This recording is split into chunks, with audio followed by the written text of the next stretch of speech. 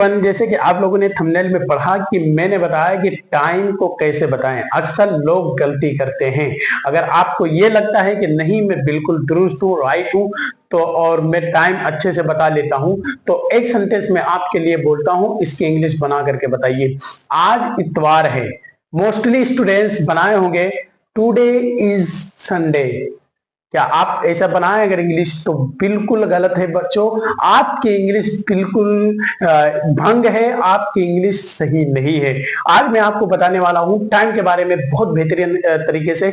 और अगर आप मेरे चैनल पे नए हैं तो जरूर जाकर के मेरे चैनल हाशमी स्ट्रीट को सब्सक्राइब करिए और बेल आइकन भी दबाइए ताकि हर आने वाले इस तरीके के न्यू वीडियोस आप तक जरूर पहुंचे। तो चलिए दोस्तों, बताते हैं कि टाइम कैसे बताते हैं। दोस्तों, एक वर्ड है इंग्लिश में इट, और इट का इस्तेमाल हम लोग टाइम के साथ करते हैं। अगर नहीं करेंगे दोस्तों तो आपकी इंग्लिश डिस्ट्रॉय हो जाएगी, जिसकी बुनियाद पे अक्सर लोग अभी जो बनाए हैं कि today is Monday, today is Sunday, तो ये गलत है बिल्कुल। जैसे मान चलिए दोस्तों, इट का उपयोग पहले ये जान लीजिए किसके किसके साथ करते हैं। साल के साथ करते हैं, दिन के साथ करते हैं, या तो घड़ी का समय बताने के लिए करते हैं, या फिर जन्मदिन या फिर तारीख के लिए करते हैं, या फिर महीना बताने के लिए करते हैं, त्योहार बताने के लिए करते हैं, मौसम भी बताने के लिए करते हैं, जैसे कि समर सीजन, विंटर सीजन, और जो है अपने हिसाब से जो भी मौसम हो, मौसम के हिसाब से भी आप इट का उपयोग कर सकते हैं। लेकिन गाइस, अगर आप इन सब के जगह पे अगर इट को नहीं इस्तेमाल किए तो आपकी इंग्लिश बिल्कुल बेकार हो जाएगी।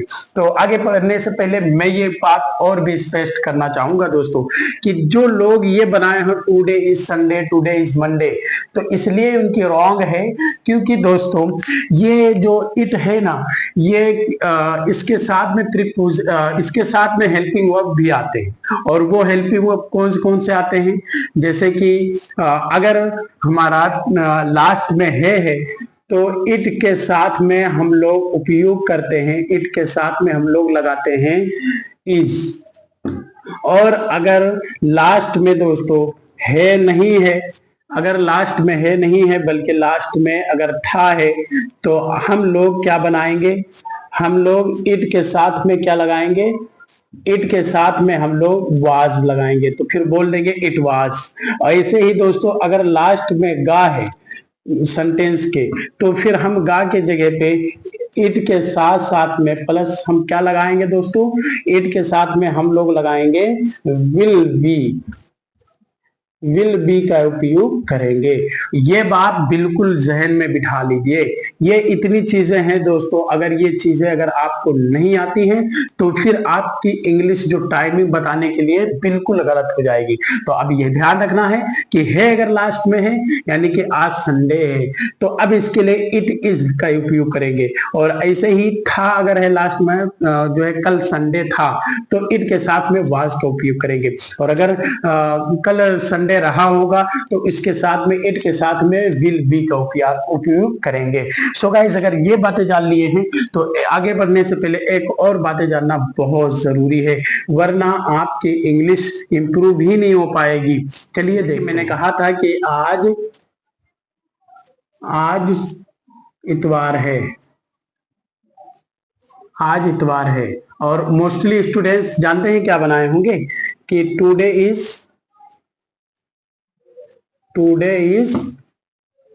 संडे। इनकी इंग्लिश बिल्कुल वीक है। जो लोग बनाए होंगे टुडे इज संडे, ये बिल्कुल रॉन्ग है दोस्तों, गलत है। क्यों? क्योंकि अभी मैंने बताया है कि इट के साथ में इसका उपयोग करेंगे और टाइम के साथ में हम इट का उपयोग करेंगे, क्योंकि ये एक दिन का नाम है।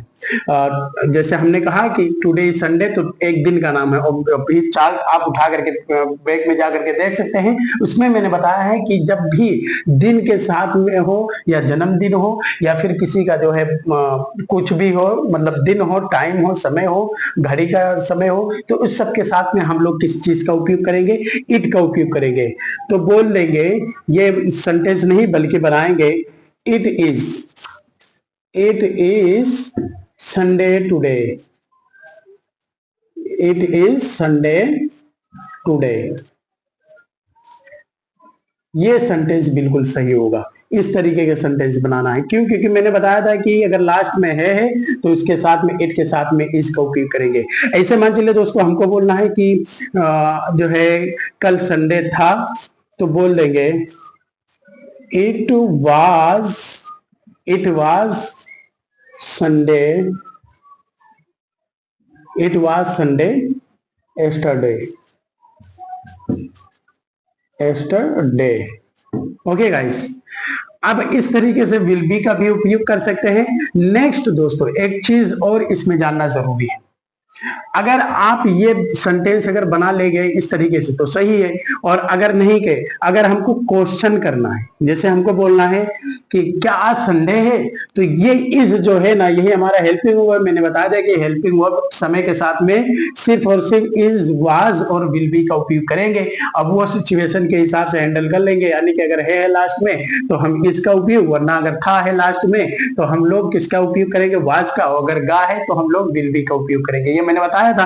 तो अब दोस्तों अगर सवाल करना हो तो ये हेल्पिंग वर्ब पहले ले आएंगे और हम बोल देंगे, यहां इट का उपयोग बाद में कर देंगे और बोल देंगे इज इट संडे टुडे। क्या बोलेंगे? इज इट संडे टुडे, क्या आज संडे है, क्या आज इतवार है, इज इट संडे टुडे। ऐसे अगर दोस्तों अगर बोलना है कि क्या कल संडे था, तो अब ये वाज को पहले ले आएंगे और बोल देंगे was it Sunday yesterday. Okay guys, I hope कि आपको ये बातें समझ में आ गई होंगी। अब नेक्स्ट चल करके थोड़ा सा सो गाइस, ये तो दिन की बात चल गई, लेकिन अगर हमको बात करनी है और भी, जैसे जन्मदिन के लिए या मान चलिए साल के लिए करनी हो, महीना के लिए करनी हो, जो भी हमारा पीछे चाल बैग में देख सकते हैं आप लोग जो बनाया हूं, तो उसमें मैंने जो बताया और सब चीजों के लिए अगर कहनी हो, महीना के लिए बोलनी हो, तो फिर कैसे बोलेंगे? जैसे आज 15 अगस्त है या क्या है क्या नहीं है, तो ये सब के लिए दोस्तों एक होता है टाइम प्रीपोजिशंस। अब आप कंफ्यूज हो गए होंगे, सो डोंट बी कंफ्यूज। मैं आपको आज सारी सोल्यूशन बताने वाला हूं टाइम के सिलसिले से, जो कि कोई जल्दी नहीं बताता है गाइस। तो पहले ये जान लीजिए टाइम प्रीपोजिशंस होते क्या हैं। ये कितने होते हैं? 3 होते हैं, 1, 2 और 3। ओके, 3 होते हैं, एक होता ऑन, एक होता इन, एक होता एट। ये तीनों का इस्तेमाल दोस्तों दिन के लिए, महीना के लिए, तारीख के लिए और जन्मदिन के लिए होते हैं। देख लीजिए, ऑन का उपयोग दिन, महीना, तारीख, जन्मदिन के लिए होते हैं। लेकिन गाइस अगर साल के बारे में बात की जाए, मौसम के बारे में बात की जाए, तो हम लोग इन का उपयोग करते हैं।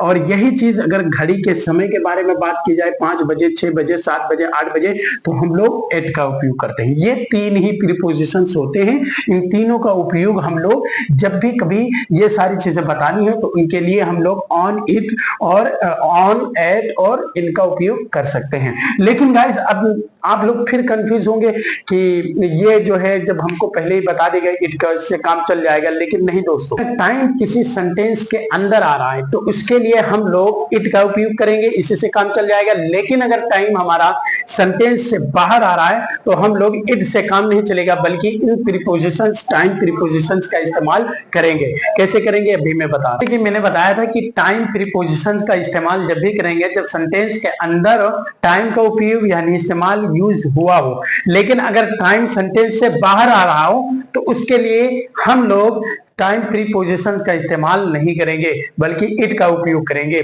जैसे कि थोड़ा सा मिसाल से हम लोग समझते हैं। मैं बोलूं आज रविवार है, रविवार है, मैं नहीं जाऊंगा, मैं नहीं जाऊंगा, मैं नहीं जाऊंगा। मैंने कहा कि आज रविवार है, मैं नहीं जाऊंगा। ओके गाइस, लेकिन यही चीज मैं बोल दूं कि मैं रविवार को नहीं जाऊंगा, मैं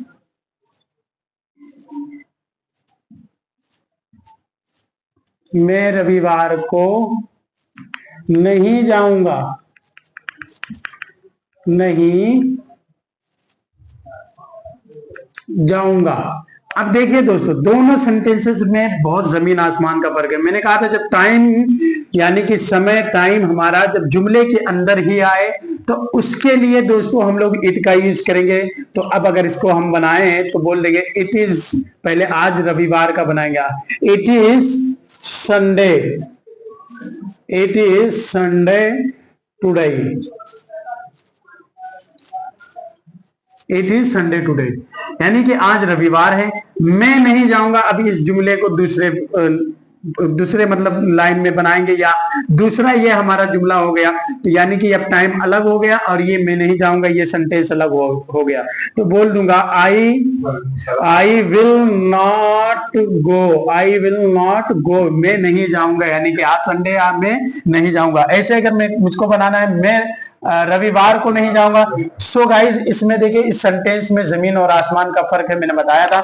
तो मैं नहीं जाऊंगा पहले इसकी लेकर के आएंगे, यानी कि सेंटेंस के अंदर ही है, तो इसके लिए ऑन और एट और इनका उपयोग करेंगे, बोलेंगे I will not go, I will not go, मैं नहीं जाऊंगा।